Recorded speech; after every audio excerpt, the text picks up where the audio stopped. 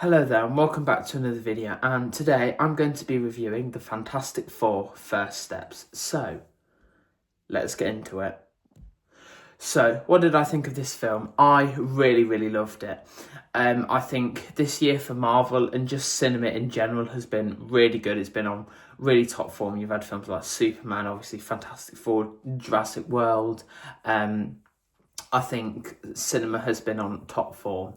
And I loved in this film sort of retro futuristic kind of setting, how it felt like a Marvel film but not like your traditional MCU film, and I think that's what they did well. How obviously it's connected to all the other Marvel films, but obviously since it's not set in Earth 616, I think it's in Earth 828 because of one of the authors, Jack Kirby's birthday, I think it is. And I loved how it felt like a Marvel film, but not your traditional MCU film because it's in a different universe. I love that. But overall, I thought, again, this is a great film. The casting, absolutely amazing. Pedro Pascal as Mr. Fantastic, I thought was great. He very much felt like Mr. Fantastic. And I don't know the trend at the moment with comic book films, but I love how they've sort of had like comic book accurate sort of either like suits, or their characters are very comic book accurate, sort of like with Superman as well. I just love this, and like with Deadpool and Wolverine last year, I just sort of love this trend as well, how we're sort of going back to sort of like a more comic accurate sort of costumes and characters. I think that was great. And Vanessa Kirby, I think, was probably the highlight of this film for me in terms of performance. I think she's a great actress. I've seen her in obviously Mission Impossible, Dead Reckoning and The Crown. I think she's absolutely great in that. If you haven't seen any of those, especially The Crown, I would highly recommend that. I think she was great, especially when they went and faced Galactus and they said that she had to give up Franklin and give it to Galactus, and then she came back and did that sort of like speech in front of everyone. And I love seeing everybody's reactions and how the world very much felt like it was lived in. Unlike some MCU films, they just show like whoever, a very like narrow view of like whoever's involved in the events. That's who they show, and it's very rare that you see sort of the wider world effect. Like, I loved how in this you were cut into like talk shows and news broadcasts, and you could see just regular people's reactions to the Fantastic Four, which I really liked. This world very much felt like it was lived in, and seeing like posters and like different billboards. Yeah, it just seems such a rich universe, and a universe that I'd want to live in. Now, let's talk about the Silver Surfer. I know a lot of people don't like this, how it's sort of different to the comic books a little bit, and also the previous Fantastic Four, Rise of the Silver Surfer. I personally loved her in this. I can't remember the name of the actress who plays her, but I thought her performance very much seemed like the Silver Surfer to me. I wasn't really sure on the origins of the Silver Surfer. It's been years since I've watched the original Fantastic Four films from the early 2000s. And yeah, I loved how sort of like, I don't know, mysterious. You didn't know much about their life before the Silver Surfer, which I'm glad they gave like a brief description, but yeah, you very much could see like sort of the sadness, kind of, if you get what I mean. And related to the Silver Surfer, Galactus, I think it was a really smart choice that you didn't see too much of Galactus in sort of the trailers and the TV spots, because now, like 10 years ago, you'd probably get a trailer, a teaser trailer, a main trailer, a final trailer, and maybe a TV spot or two. Now, I feel like they're showing a lot of trailers for a film. I don't know if that's just me, but I'm glad that they didn't show too much of Galactus. They only showed sort of like his foot and sort of like the outline of his helmet head thing, which I'm really glad. And I very much sort of didn't watch that many trailers because I wanted it to be sort of like a surprise. And even in the film, you didn't see much of Galactus until the very final battle, especially when they went to his ship. You only saw sort of like the outline of his head and his like glowing eyes. And I love that bit. How you didn't really see much, and I can't remember who plays Galactus, but I think he did an amazing job. Very sort of comic book accurate. I would have liked to have seen him devour a planet, maybe in like a flashback or a cutscene, because I know he said he goes from like the core outwards, but yeah, I'm not really sure how he does that. I've got the Fantastic Four Rise of Galactus comic graphic novel thing, so I'll probably have to give that a read.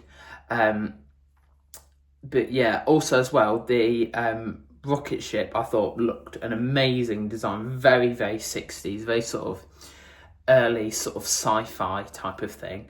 And same with the Baxter building, that very much seems sort of like very homely, and that it was lived in and not just a lab or a base for the Fantastic Four, which I think that's what made it better compared to the Avengers facility or Avengers Tower. That's what I think did better in that regards.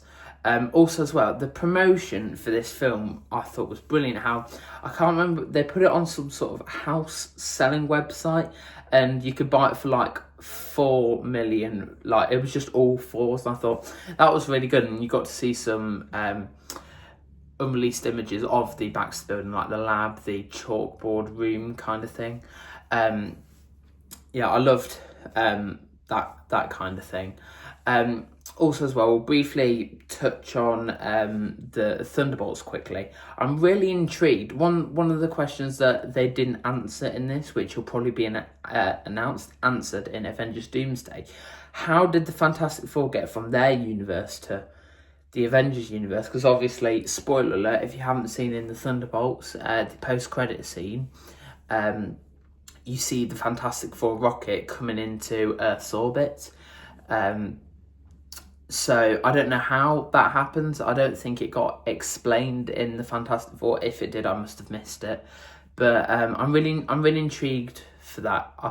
I've tried to think, and there's no really way that I could really think of them how to cross a parallel universe. And then now, again, spoiler alert, we'll talk about the post-credit scene for the Fantastic Four. Doctor Doom. I don't know what's going to happen. I don't know why he needs Franklin, why he's in that universe. It just kind of baffles me. And like, how would Sue Storm react when she sees Doctor Doom with her child? Obviously, she doesn't probably know it's Doctor Doom, because I don't think they have their own universe version. But yeah, I pretty much screamed my head off with the rest of the cinema screen where when Doctor Doom showed up, and I'm glad they didn't show Robert Downey Jr.'s face. I don't even think we'll probably see it in the trailer for Avengers Doomsday whenever that comes out. I think it'll be another Galactus case where we'll only see it in the film, which is kind of nice, sort of like leaves something to make people go and see it, and sort of like make more money. A couple of things that I'd love to see from this film as well is the Fantastic Four 60s style cartoon. That was the second post-credit scene, the actual post-credit scene. And I'd love to see that, like the theme song and some of the clips they showed. That looked brilliant. I mean, that's a show even like now I would love to watch. Like little 7-year-old Lewis would love to have watched that. And also, I think, there was that TV show that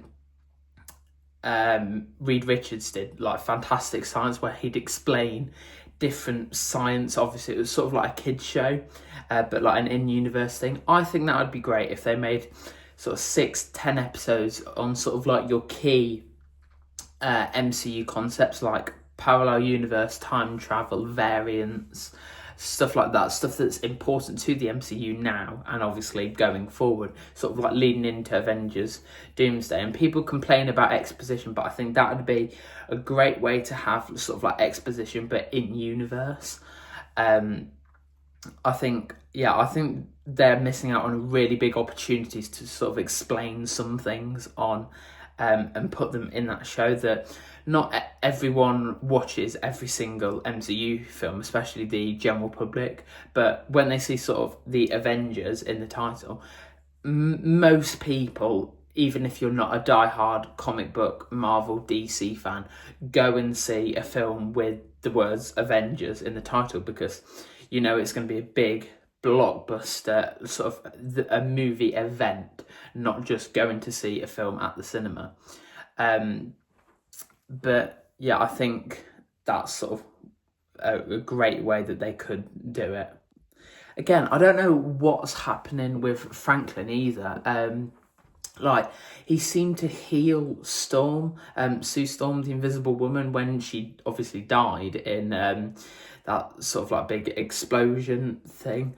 But yeah, I don't know if that's going to be his one power or if he's just going to have loads of powers. And if so, what could that mean for the MCU? Could he just sort of like, I don't know, maybe touch like Iron Man's body and heal Iron Man, or revive Captain America, the Steve Rogers Captain America?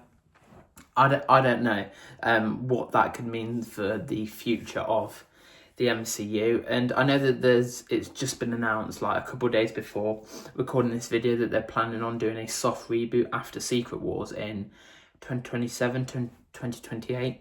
And I don't know how I feel about that. I think it's necessary at a point, because they've killed a lot of the main characters. Like, when you think of superheroes, you think of Iron Man, Captain America, Spider-Man, and 2 out of those 3 are either dead or retired. And I think that, well, the Steve Rogers Captain America is retired, and I think that there will come a point where they'll have to do a reboot, because they'll just run out of main characters that people will want to watch. And you can only sort of tell so many stories with certain characters. But I am kind of sad, because I've grown up with the MCU. I mean, one of my first films going to watch at the cinema was Captain America, the First Avenger, in 2011.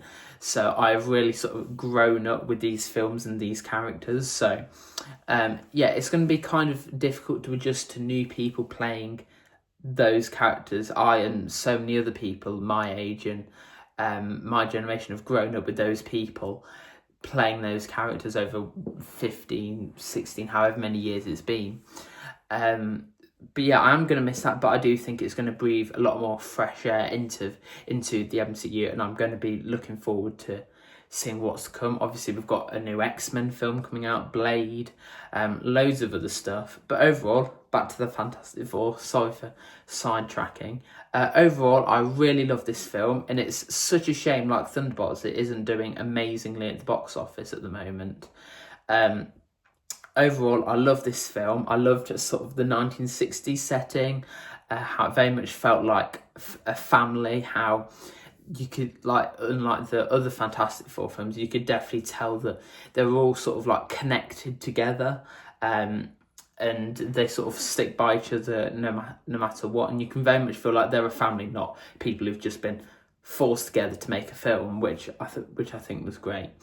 But yeah, that's it for this video. Let me know what you think of the Fantastic Four in the comment section down below, and hit the like button and subscribe, and I'll see you in the next video.